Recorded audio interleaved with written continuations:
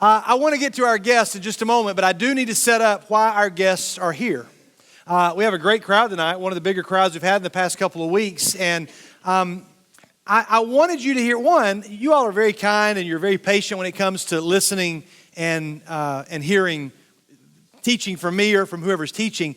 But it's one thing to hear your youth minister talk because you feel like, yeah, you're a paid professional at your job. You're paid to talk about Jesus. That's what you do. And so, of course, you're going to say these things. It's something different when you have somebody close to your age who's walked where you've walked not too long ago, and they're trying their best to still live it out. And as we went through James, I heard a story back in April. Back in April, I met a couple that were youth workers with a church that I went and spoke at a retreat for. And as I'm talking to them, they're telling me a story about their daughter, and I just thought, our group needs to hear that story. And they said, well, our daughter goes to Lipscomb. And so I got her number, and I called and said, I know you don't really know me, but would you come down and share that? And it didn't quite work out in May. I wanted our seniors before they went to college to hear it. But I really want everybody here in the room to hear it. Then I met another young lady, and she was talking about ministry. She works at the RFC, the Raiders for Christ, and some of you know her. And I'll introduce them in a second. And she shared a story that I just thought, I can't believe that somebody your age is having to swim upstream the way you are for your faith, and our students need to hear that. You'll be blessed by their testimonies in just a moment. But as you know, we're in the midst of a series that I will not warn you, but I'm going to go ahead and prepare you, is going to maybe last a little longer than most of our series do, because this book of James is one that is so rich, and I don't want to just do a 4-week pass at it and then just kind of let it be a distant memory. The series is called Building Blocks from the book of James, and because of the Lego tie-in, we're calling it Everything Isn't Always Awesome. James' message that we've been spending a couple of weeks with this idea that James says that we should consider it joy when we face trials of many kinds. You'll hear about that firsthand in just a minute, because you know that the testing of your faith develops perseverance. And perseverance must finish its work so that you may find maturity, that you may be mature, complete, not lacking anything. And that is where our joy comes from. I challenged some of you last week with different versions of a challenge. I said, maybe some of you could read a chapter from James every night. That may be the one thing that some of you say, I don't know what to read. I'm not very good at reading my Bible. And I say, just read a chapter of James every night. Or read the book of James every week. Somebody take on that challenge. I gave those challenges thinking they were the easiest ones. And then I gave a more difficult challenge. I said, maybe you could write out the Gospel of James. All 5 chapters, and just write it out by hand. It doesn't take long to read, and it's only a few thin pages in your Bible. And I said, but maybe write it out. Well, I got a text message from a parent who said, I started this years ago at a Bible study that I was a part of, and she said, and I'm going to finish it now, and I'm going to do it. And I thought, that's great. I came in Sunday to my office, and there was an envelope that I thought was probably fall retreat money or Ukraine money, and I don't know if people mind me mentioning who did this, but Sidney Robertson went and wrote a really cool letter that I won't share with everybody, but she wrote out the entire Gospel of James. Here's the entire Gospel of James written out. And then I got a message from Colin Dyer. Colin said, hey, I'm gonna write it out, and he brought me his tonight. He wrote out the entire Gospel of James, and there it is in several pages. And then Taylor Kulicheski, and one of the Kulicheskiest things that's happened all week, Taylor, there she is. Taylor brought her journal, and she said, and so I started right there with James 1, and just went through and hand wrote she has handwritten the entire Gospel of James. And I love in her journal that just says Church Taylor. I like that. And so here are 3 examples of somebody that says, I want this to get so ingrained into me. And several of these people said, there's already some passages I can't wait for you to talk about, because now that I've written them, I really want to hear what you have to say about them later. So there those are. Okay, so then James says, if you lack wisdom, you should ask. We've talked about that. Then we said that when you ask, you must believe and not doubt, because somebody who doubts is like a wave of the sea, blown and tossed back and forth. That person should not expect to receive anything from the Lord, but such a person is double-minded and unstable in all they do. We look at that word double-minded, and we said that some people want to have it both ways. And you just really can't be on both sides. I mean, it really is like somebody being a Tennessee fan and a Florida fan. You're one or the other, all right? Or an Alabama fan or an Auburn fan. You're just not a fan of both schools. You may love people from both places, but you just can't be a fan of both places. We know in sports, we know how it works.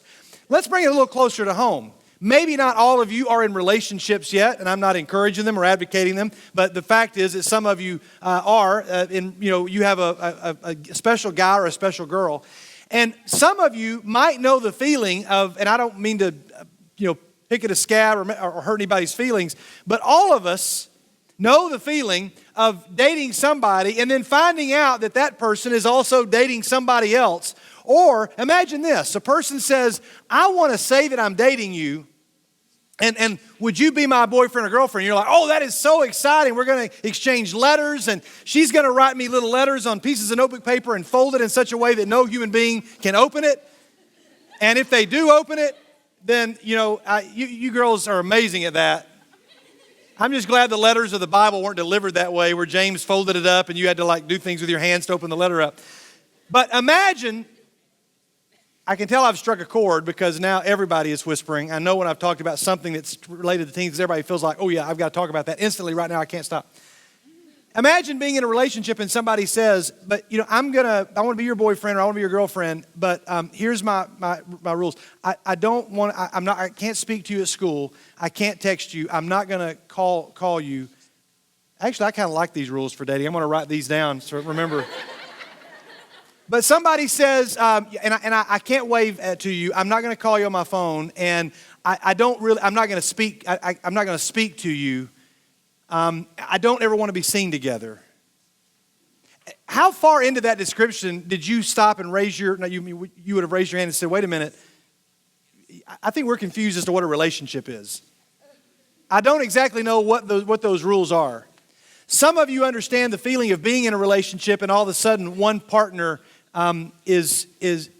leaves you for somebody else. People of all ages in this room know the pain of how that works. And James says a person that is trying to show up and just have God's word in front of you but not do what it says is like a person who says, I want to be in a relationship, but I don't really want to have to talk to you. And James says you cannot have it both ways. And yet every week I see teens who are struggling and who are frustrated and angry because they're trying to live in two different worlds. We showed you the movies last week that I called mockbusters. Here's, Kung Fu Panda is a good movie, but probably not Chop Kick Panda that went straight to video. I don't even know what the movie's about. But we all giggle when we see that because we know that it's not as good as the real thing. And yet everybody in this room easily settles for something that is a version of reality. Before our guests come up, I want to share with you this image. This is a work of art. And you say, I can do that. It's a certain style of art. I just learned this past summer. It's a certain style of art called non finito, which means not finished. It's not unfinished because the artist ran out of money or ran out of desire or ran out of time or just decided to do something else. It is very specifically meant to look like this. You can go to museums where there are all sorts of sculptures that are a whole branch of art called non finito, and this is what they look like. And they're designed that way for a purpose. They're designed to look as though something is emerging and trying to bust out of this stone. Michelangelo was once asked, how do you carve an angel? And Michelangelo gave a great answer. He said, simple, I just take a big slab of rock and I chip away at everything that's not an angel. That sounds almost comical, but here's his quote. In every block of marble, I see a statue as plain as though it stood before me, shaped and perfect in attitude and action. I have only to hew away the rough walls that imprison the lovely apparition to reveal it to other eyes as mine see it. The best artist has that thought alone, which is contained within the marble shell. The sculptor's hand can only break the spell to free the figures who are slumbering in the stone. The true work of art is but a shadow of the divine perfection. I can't even write a sentence like that, let alone come up with a sculpture like that. The two young ladies that you are about to meet, I would describe them as angels slumbering in the stone that God began to chip at and work on to release. I saw that quote and I thought of both of you, and I thought of a lot of you in the room. I want you to meet two people. I want us to give them an MBYG welcome. They're going to join me up on the stage. We are going to be recording this, and we'll decide how we're going to put it out for some of you that may want to watch it, or you may have parents or friends that want to watch it. I believe these are testimonies that are important enough that you may want to share with somebody. But Mackenzie grew up here, graduated from Siegel. Mackenzie is now working at the RFC. Mackenzie has been representing Lipscomb at our Super Bowl party for the last couple of years. I knew her only as the Lipscomb Super Bowl person, until she said, can we have lunch and talk about ministry? And I heard her story. And then McCamey Walker. McCamey, I did not meet personally until I was in Lubbock speaking at an event this summer. And she came up and said, I think you met my parents. And we talked for just a bit. And I said, I want our students to hear your story. So would you guys welcome Mackenzie and McCamey? Come on up, girls.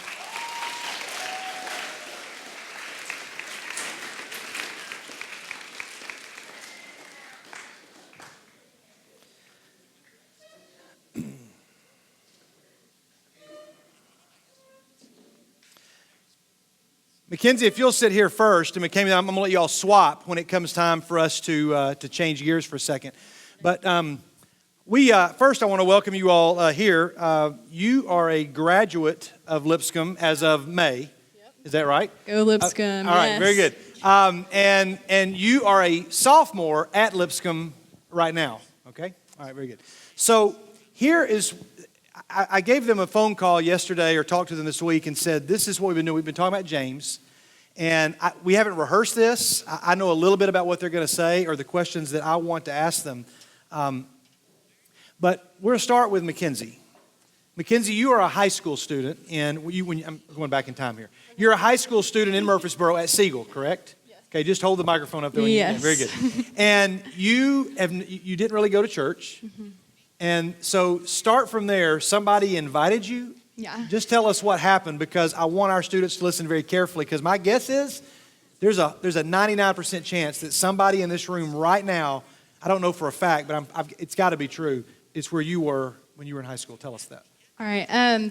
So like you said, I didn't grow up in the church. I was baptized as a baby, but I kind of visited a couple different churches with friends just throughout the time, but I never really felt welcomed in any churches. I would go in, and the people had really grown up together, and so they didn't really include me, and so that really kind of just really turned me off from going into different churches. And then I dated a guy from starting my sophomore year of high school, and he talked me into going to church with him when we were juniors in high school.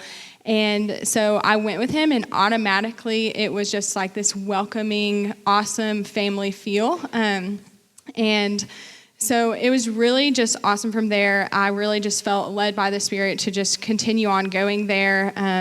I would go with his family at first, and, I would feel really nervous. But over time, I began to want to go, just go by myself. And another thing with this is that my parents don't go to church. They baptized me as a baby, but besides that, they didn't really encourage me in my faith or anything like that. And when I started going to church, they didn't like it at all. They didn't understand why I wanted to go. They would oftentimes ask me to not go, and that was really hard to battle, but and still respect them. But over time, I just decided that it was just so important to me, and that God's love was just so important to me that I wanted to go to church and just to continue in the group that I felt like was a great community for me.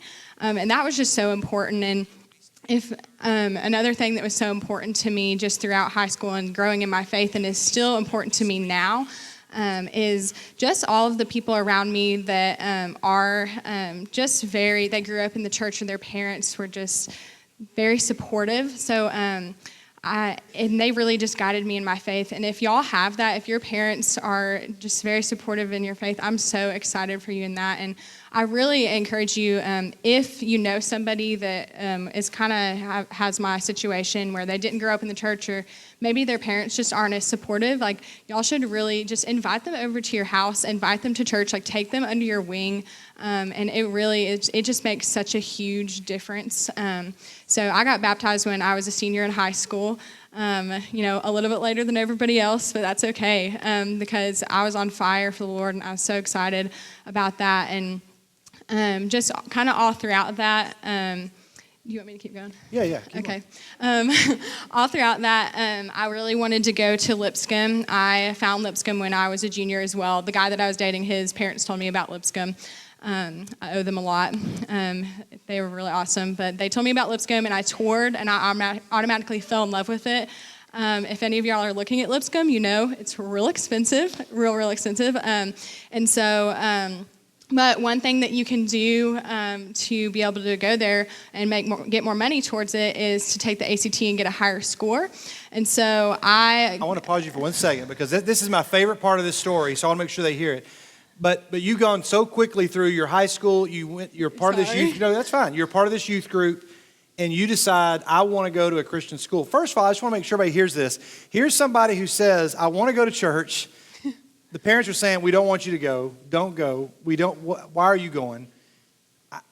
To me, that part of the story is amazing, because there are students in here, be honest. Some of you, your parents are like, you got to go to church tonight. I don't want to go to church tonight. We're going to make you go to church. You've got to go to church tonight. And here's somebody whose parents are saying, not only just don't go, as you described it when we had lunch at Blue Coast back last spring, almost a little antagonistic. Not really making fun, but almost kind of mocking. And why would you do that? Is that fair to say? Yeah. I wish that my parents would have ever said to me, like, are you going to church today? Or are you going to go tonight? Like, will you go tonight? Because in a completely, like, still honoring them way, they just never really said that. They just very much questioned what I was doing and why. And still to this day, my dad tries to understand. He doesn't, but he tries to. But sometimes it's hard. People make fun of you for your faith and stuff. But when it's your parents, it's like extremely hard, because they're supposed to be supportive of you. But even if that's your case, like, pushing against that has been just one of the hardest but best things that I have done in my life, because it's just brought me so much closer to God. And I want to be real sensitive too, because I told Mackenzie this yesterday. I don't want to call you up here to throw your family under the bus. Your family loves you, and you're here and you've had a good life. But I do think it's important for them to hear kind of your story. So you decide, I want to go to Lipscomb. Your family realizes, okay, Lipscomb's a Christian college. Why do you want to go to a Christian college? And then they realize it's really expensive. So, again, I don't want to put words in your mouth. I'm kind of trying to remember your story. Your dad kind of lays down an ultimatum. He says, hey, MTSU is here. It's very reasonable. Lipscomb is there, and it's very expensive. And so he says, he puts out a challenge that I bet he thought you couldn't match. So he says, I'll at least say it, and then it's on her. What did he tell you? He pretty much told me that I needed to get the cost as close to MTSU's cost as possible, which, if y'all don't know the numbers, it's like twice as expensive, if not more. But the way to get more money to go to Lipscomb, you were saying, ACT score up. And to get your ACT score up, you have to do what? To pay for it and study. So I got a job when I was 16. As soon as I got a car, got a job, and I worked as much as I could while still being involved in school. I played tennis, and I was in student council at Siegel, and being involved in church at the same time. It was really hard to balance, and paying for retreats by myself. My parents did not want to help me pay for retreats, so that was expensive. So I had to pay for my own ACTs. And I took it 11 times. Yeah, that's the part she told me. Now, I want you to hear this. She said, I knew I had to get a certain score, And she told me, and I was eating a burrito, and I was like, okay, hold on, back up. I took the ACT 4 times, and I made true story, I made 1 point lower each time I took it. My mom was like, "You gonna take it again?" I'm like, "No, Mom, I'll be done by the end of this. I don't know what's happening. I can't, I'm making less each time. I think I've got enough to get in, so let's stop." You had a couple of jobs. Did you have a couple of jobs or just one job? Just one, and kind of babysitting 2 on the side, but I had a lot of jobs at Lipscomb To pay as well. money so that you could pay for the ACT prep courses. Yeah, and for retreats. Yeah. And for your retreats. Mm-hmm. And you took the ACT 11 times. Yeah. I wouldn't be smiling after that. It was definitely a trial, y'all. It was definitely a trial. You took it 11 times, and then you finally, what happened? I got my score to where, he wanted me to have a 30, but I got it to a 28, and that made it to where it was only $2,000 difference between MTSU and Lipscomb. And so your dad finally relented and said, "Okay, fine. 11 times is enough." Yeah. And we're going to go to Lipscomb. Yeah. Okay, so you spend 4 years at Lipscomb. Mm-hmm. And just kind of walk us through that because I think the cool part of the story is that you go to Lipscomb and you graduate, and now tell everybody where you are. I'm interning at Raiders for Christ, MTSU. I went into school originally wanting to do wedding or event planning, and after my sophomore year, God really just put it on my heart to want to do youth ministry. And so I am currently a campus ministry intern at Raiders for Christ. So, what is so cool is that you said to yourself, I don't want to go to a state school. I mean, I went to a state school, and I love campus ministries. I'm a product of a campus ministry. And so I'm a big advocate for state schools as long as you can plug into a community of faith. But you said, I want to go to a Christian college because I just don't know that I can maintain my faith at a state school. So you go get the Christian education, and now God has put you ministering to these people at this school that you said, if I go there, I might not be a Christian. And now He's planted you. To me, that's beyond, it's so cool. Yeah. And so you're there now.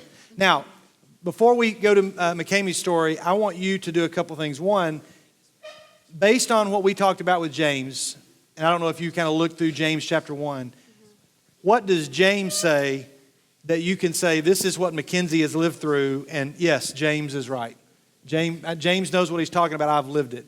Am I putting you on the spot by asking you that question? No, it's okay. Yeah. I read through, I was here last week as well, and so just kind of looking at James, and I read through it again last night, and y'all, just the very beginning of it, that was what stuck out to me the most. Consider it pure joy when you go through trials, because it'll make you have perseverance and make you mature.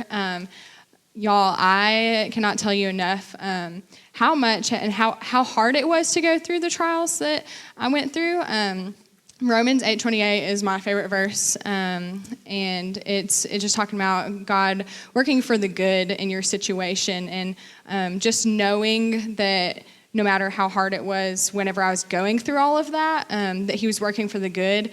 That made me get through it, and persevering through that, just like James is saying. And now, like, I'm just so joyful with the Lord, and even then when I was going through the trials, just trying to be joyful in whatever situation that I was going through at the time, even when it was hard, was just so important and made such a difference. And at times I was not. At times it was so hard, but just trying really hard to be joyful in those types of situations is just so important to help you get through it. The other cool part of Mackenzie's story is that she interned, was it the last 2 summers? Yeah. She's interned the last 2 summers at the church that I served with in Knoxville for 5 years before moving here 14 years ago. And so none of the same students, but all of their younger brothers and sisters, or a lot of the youth deacons and a lot of those elders, you've been working with all those people. So we have a lot of people in our community of faith, in our family of faith that we share in common. And it's just cool to see you doing that. There's a lot of other details to Mackenzie's story, but here's what I hope that you're hearing. Here is somebody who says, this is important to me. I will swim upstream. I will do whatever it takes. I'll take the ACT 11 times because this is important enough to me that I don't get it. I mean, even as a Christian, I look at somebody like you and I'm stymied and confused, and yet I'm so overwhelmed and humbled. I left that lunch that day, and I called my wife first thing. I called her and I said, "You're just not going to believe the conversation I just had." I said, I've known Mackenzie as the Lipscomb rep, Super Bowl, representative, and here's her story. And I'm like, I just was so overwhelmed by that. You're living out what James says, that you may become mature and complete, not lacking anything. Now, obviously, you're not perfect, but you're helping other people gain maturity as well. Some of you may want to talk to her about parts of her story, but we also have another guest, and I'm going to ask you all in just a second to swap places. But first, would you guys join me in thanking Mackenzie Canyu for being with us? Mackenzie, thank you. Just sit right there. Let me see if that mic's turned on. All right, so now we want to meet McCamey. McCamey's a little bit younger. McCamey is a sophomore in her sophomore year. I met McCamey's mom and dad, who, by the way, they were youth workers for one of my teen leaders. If you think about junior or senior guys in our group that everybody looks to, I don't want to embarrass anybody by name names, but Wes Coring was one of those guys in our group. And Wes graduated from our youth ministry, went into youth ministry, moves to Texas, I think is where, or is it Colorado? In Fort Collins. In Fort Collins. It's where he works with McCamey's, where he worked with McCamey's parents. Wes has since moved on. But Wes worked with them, and so I knew them. I meet your mom and dad, and they start telling me your story. And McCamey, I was like, I often have trouble, focusing and paying attention. But your mom was talking, and I was like, wait a minute, say it again. Did I hear you say this? How you say that? And we're not going to have time to go through every little part of your story, but you come from Colorado to Lipscomb. You're 17 or 18 when you come there? I was 18. Okay. So I'm going to let you start first. I'll cut in just a minute when I want to start dissecting. But I want you to share what happened with you and some of what you told me on the phone yesterday, because it's amazing. Listen to what happened. Okay, well, before I really dive into what happened when I got to Lipscomb, I need to explain. In high school, I was raised in a Christian home. My parents were my youth minister. I was very involved in youth group, but I wasn't interested in living it out. I went to a Christian school, and I went through the motions, and I looked the way I was supposed to look on the outside. And when I went to church, I said the right things, but my heart was not a follower of Christ. But I knew I wanted to go to Lipscomb. I decided I wanted to go to Lipscomb in 6th grade because of Wes Coring. And so came time for graduation, and that's where I was headed. And if I could have told you what I wanted to get out of my freshman year, I would have told you that I wanted to be popular. I would have told you I wanted to be in a club. And I would have told you I wanted to have a boyfriend. So those are my 3 things. So I get to school, and the first few weeks of school were really, really good. I was like all over the place, having fun with my friends. And about a month into school, my parents came out to visit me, and they drove my car out. And in high school, I was very, very thin, and this seems weird for me to talk about, but it makes sense once I finish the story. But when I got to school, I weighed 110 pounds. And I told my mom before I left for school, I said, if I start gaining weight, I want you to tell me, because I was very concerned with how I looked on the outside, and that's where I put all of my worth when I was in high school. And so they drive out to Tennessee to see me, and my mom looked at me on the last day that they were there, and she said, oh, and by the way, I think you're gaining weight. And I was like, crap, this is the worst thing ever. Like, nothing could be worse in my life. And so I went to the nurse, and I got on the scale, and I weighed 130 pounds, which I had never weighed over 120 pounds in my life. And so that meant that in 4 weeks, I had gained 20 pounds. And I freaked out. I started bawling while I'm on the scale, and my mom was like, it's okay, it's a new place, you're eating different foods, just go and pay attention to what you're eating and work out and you'll be fine. So she also told me to go weigh every week. And so the next week I went back to the nurse's office, and I stepped on the scale again, and I gained 10 pounds in a week. And I thought my whole world was crashing down. And so over the course of 2.5 months, I gained 40 pounds and went to the doctor more times than I've ever been in my whole life. They did lots of blood work, and basically my hormones were all over the place. and they were pretty sure it was the cause of a tumor on either my adrenal glands or my pituitary gland. And in a moment of prayer, I believe that God healed me of that, and I know that God has healed me of that. And when I went in to have my CT scan, everything was clear, and all my hormones went back to normal, and I started losing weight.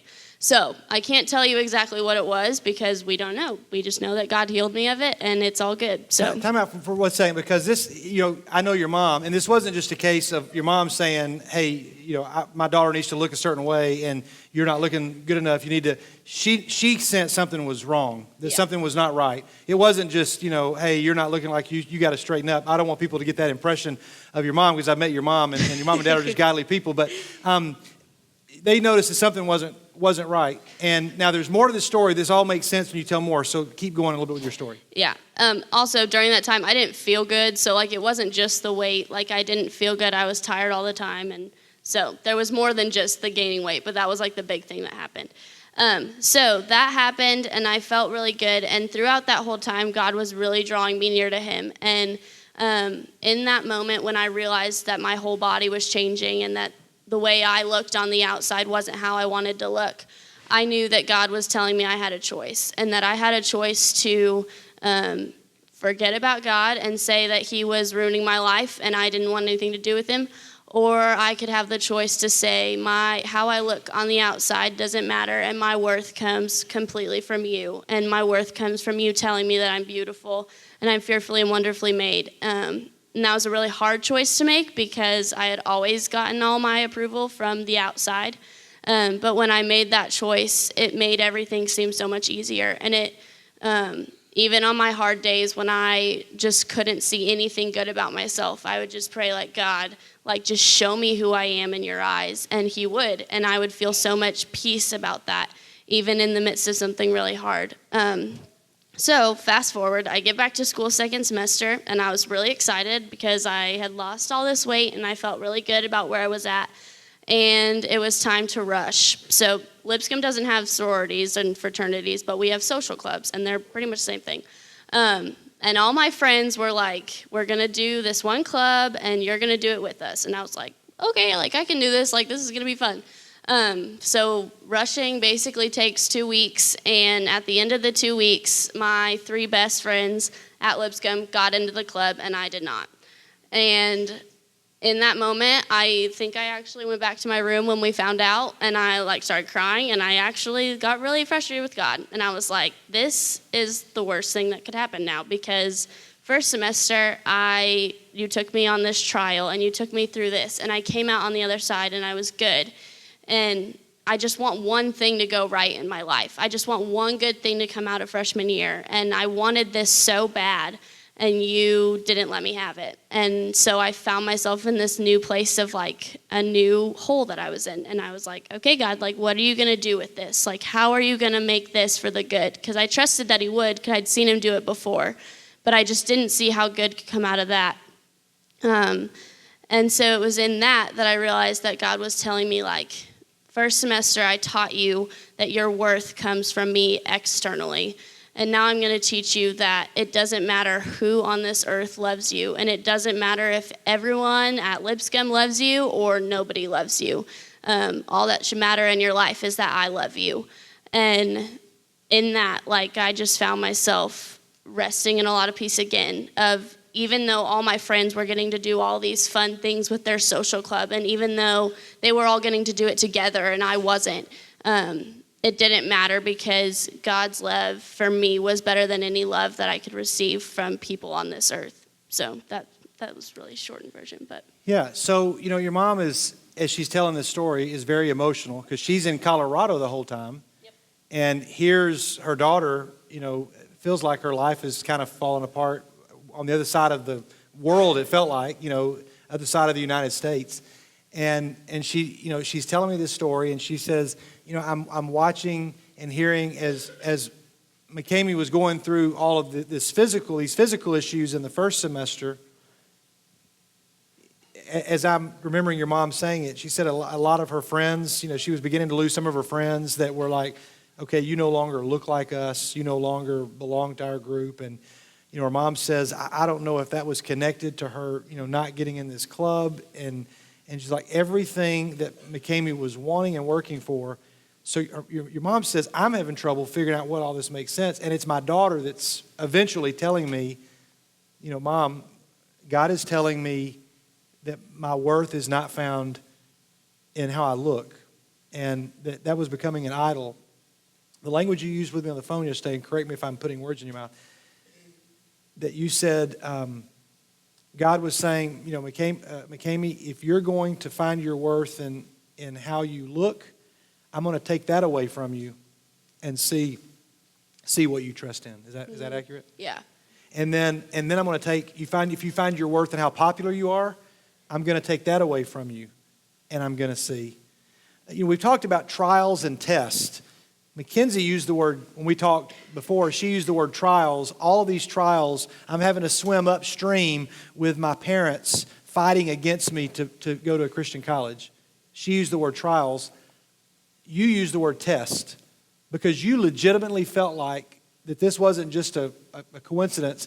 This was God and McCamey sitting down face to face and God saying, McCamey, I've got to chip away. There's an angel inside of you and an angel inside of you. There's a work of art. God's poema, the word he uses in Ephesians for workmanship. You're God's masterpiece. He says, you are my masterpiece, but I've got to chip away at that. And I'm going to chip away everything that's not a part of that, and it's going to be painful. So you described it as a trial. You described it as a test, right? So can you, without putting you on the spot, can you just say a little bit more about what made you process it as a test from God and not as just my life stinks and I hate God because he's not bailing me out of all this terrible stuff? You began to realize God is doing something in me and not just something to me. I think that's a phrase you use that I like. Talk about that for a second. So I didn't actually think about that in that way until my mom and I were on the phone one day and she brought up the story of Job and how in Job, God tells Satan, he's like, you have free reign. You can do what you want to Job. He's faithful. And so God takes away his family and takes away his livestock and he takes away everything from Job. And through it all, Job refuses to curse God and trusts that God has a good plan for his life. And that's a lot of what I was feeling. I was feeling like God was saying okay, I'm going to give Satan a chance to bring you down. And in a lot of ways, it was really a cool thing for me to go through because I learned that I have a lot more strength than I could ever imagine. And I know that all of you have a lot more strength than you could ever imagine.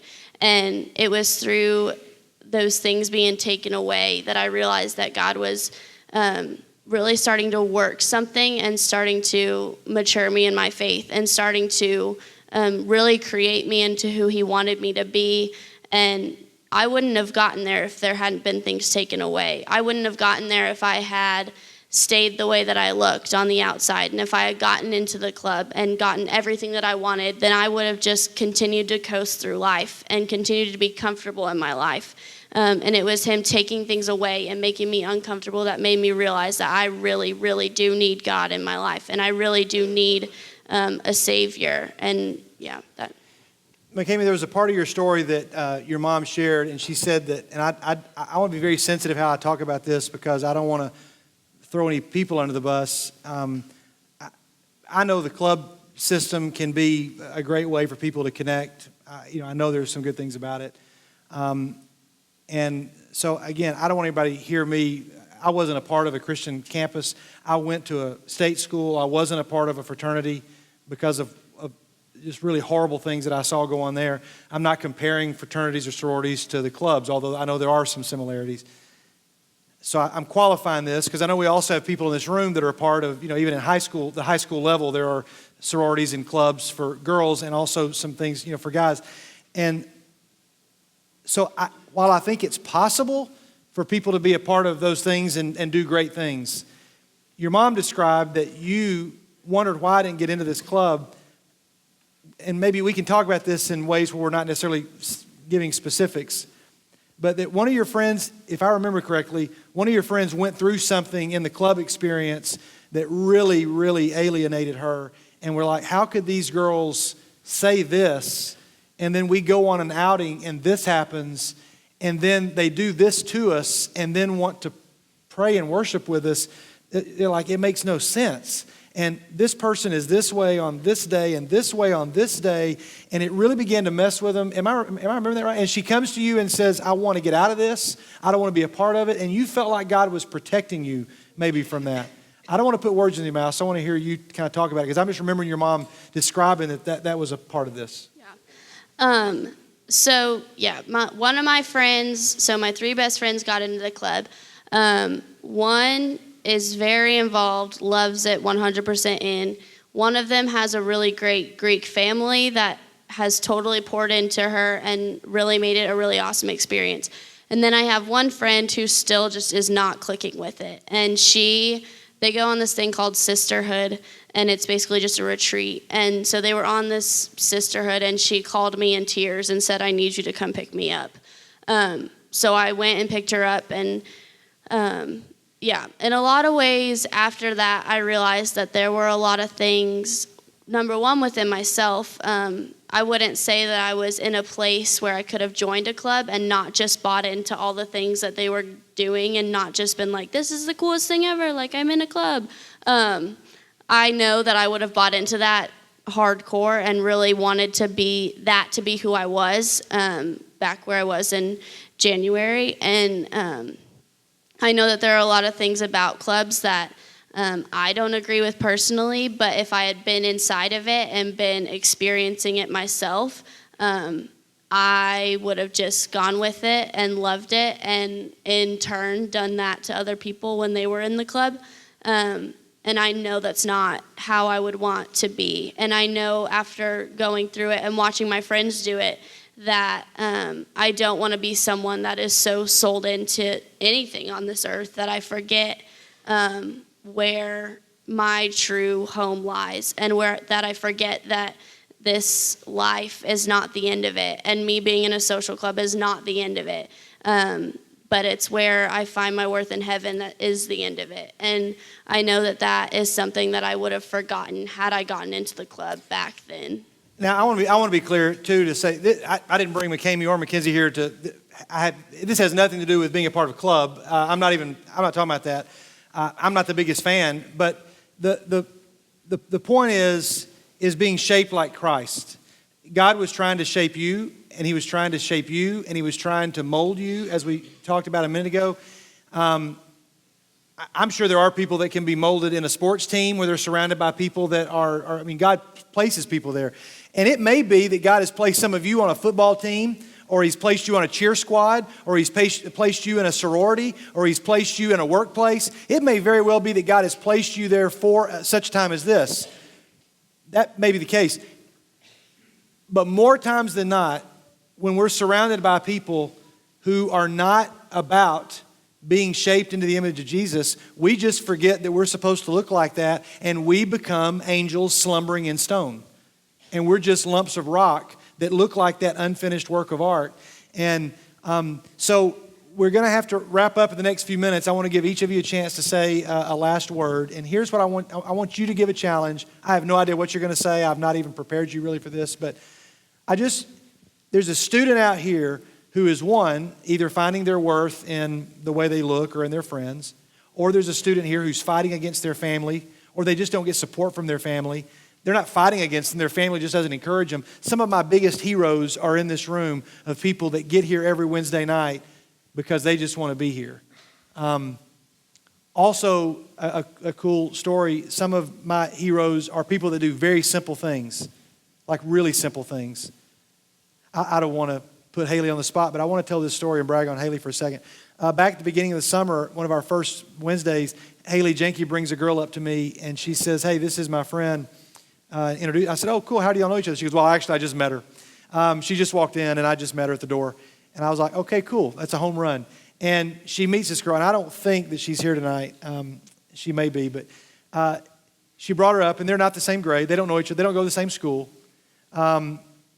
But she says, I just met her. Well, then I see this girl at the Waldron Farm at the fireworks the next Wednesday night. And I'm like, oh, cool, how'd you get here? She said, well, I came with that girl that met me at the building. She got my number and asked if she'd come pick me up and bring me to this. And Haley, did you and Madison both go together and pick her up? Okay, you and Madison and Noah go and pick up this girl, bring her out to the Waldron Farm. She then shows up Wednesday night at True North, the next True North, and somebody went and picked her up and brought her to True North. Well, she shows up yesterday at the church office and says, hey, I'm ready to be baptized. I didn't know she was coming. I had no idea she was showing up. But she says, I found a place of welcome here. I know you don't mind me putting you on the spot. Maybe you do. I don't really care at this point, but it's too late now. What you all did was what they just described. Somebody did that, and I can see you're getting emotional because you know that somebody did that for you. Can each of you give a challenge to the students here who either are going through a trial or they're going through a test? You're not that much older than they are. So sometimes they don't listen to me. Let me give you the chance to say the last word before we wrap up. Mackenzie, you go first, and then McCamey, you go next. Mackenzie? Okay. Let me see it again. It's on now. There you go. Okay, well, I'm emotional now because of that story. That is exactly what you should be doing. Sorry. I would not be up on the stage right now, I don't think, if somebody hadn't done that for me. Sorry. That's okay. You can let her go and you can come back if you want. Doesn't matter. But you can so easily do that for somebody else just by that it could be somebody at school or somebody that's here right now that may not feel a part of the group, or just there's somebody that you can do that for, and I really challenge y'all to do that. Also, I just wanted to tell y'all that every single one of y'all's stories is important because it's God's story and it's what He is doing in your life. And someday somebody may ask you that doesn't know God, tell me why I should love Him, what is it that's so special about Him? And if you can tell something about your life that is, that they may be able to relate to, then that's just so awesome. And every single one of you have something that God has done in your life. And maybe if you just sit down and think about that, you may not be able to think of something right off the top of your head, but if you think about it and just start praying about it, He's going to work in your life, and you have a story to tell. So just remember that, and don't feel intimidated by that it has to be some big thing or anything. It's just, your story is special because it's God's story. So just remember that. Those are awesome last words for you, Mackenzie. Thank you. McCamey, you get the last word tonight. Show it to us. Yeah, if I could encourage or challenge you guys to do anything tonight, I would say no matter what you're going through, whether you are in a really good season of your life or you're in a really bad season of your life, press into the promises of God. And don't give up on reading your Bible, and don't give up on praying, and don't give up on coming to church and worshiping and all of that. Do it with your whole heart. And when you do, I can absolutely 100% promise you that God is going to show up in your life, and He is going to meet you where you're at, and He is going to fill you with His love and His joy and His peace. And those are things that will surpass anything that you can understand. And when people ask you about it, you're not going to be able to describe it. And it's a really great feeling to have. So I just encourage you in that. Just keep pressing in and keep going deeper, because you're never going to go so deep that you can't go any deeper. So just keep pushing and just keep going, because God is going to show up in your life in amazing ways that you'll never be able to describe. So. Before we officially thank them, I'm so proud to know both of you and to stand alongside you. You both are doing great work. Let's say a prayer, and then I'll let you join me in thanking them. Let's pray. God, I thank you for the seeds that are planted in the hearts of students. One, some who are going through trials and feel like they're alone, and maybe they realize that they're not, and that there is hope at the end. And then others who are going through tests and they feel like you've abandoned them. I pray that student, that young man, young woman, or husband, wife, college student in the room will realize that perhaps you are chipping away at something that is not a work of art to reveal something that is. God, I thank you for Mackenzie, and I thank you for McCamey. Thank you for their families. I pray that you be with them as they go back home, especially McCamey as she drives all the way back to Nashville tonight. God, thank you for the way that they have shared their lives, and in doing so, quite possibly might have altered the course of somebody's faith journey in this room tonight. So God, may you honor them as they have honored you before us tonight. Through Jesus, we pray, and we all say together. Hey, some of you want to stay around and meet them. Would you join me in thanking Mackenzie and McCamey for their work here tonight?